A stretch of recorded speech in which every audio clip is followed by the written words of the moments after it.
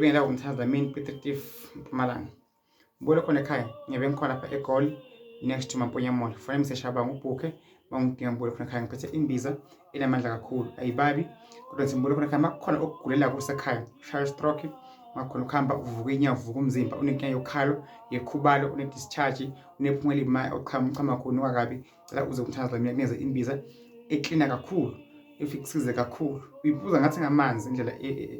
ephuzeka ngakhona bese ngithi imbulo khona ekhaya mawugula basandla elimhlophe ililo uze kumina ngisize imbulo khona ekhaya wena usenenkinga emzimba nje ungazizwa kahle emzimbeni imbulo khona ekhaya kwasibusisa usoza kumina ngesithuma Mamponya Mall ngeyi6 zika May bekungumgcibelo ufuna yashaba ngubhuke nomslimu nestate ufuna ukukhuluma nami ungathaphele imbulo khona ekhaya nansi iyobe ikhona imbulo khona ekhaya isiza kakhulu uyiphuza noma ufuna nengane imbulo khona ekhaya iyasiza kakhulu imbulo khona ekhaya sobe ikhona ke newasho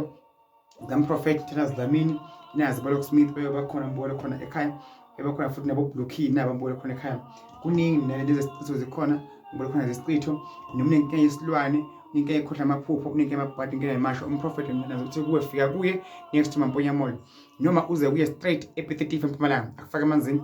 afake ephaphameni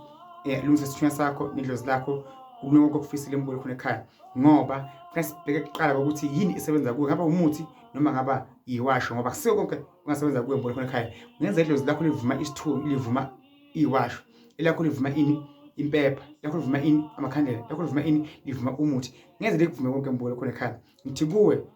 kulabusisa khanyisele manje kuvume konke usukunenhlanhla but umuntu ufuna umbheke ukuthi yini engasebenza kuwe yini emvumako siyamvuma sigubhu nani masimvuma iyamvumisa ukuthi awumvumi kuyamvuma ukuthwala akumvumi into icala kuphe enhloleni imbulo khona ekhaya kwazi into zakho inkosi ibusise imbulo khona ekhaya Jehova khanyisele izinhlanhla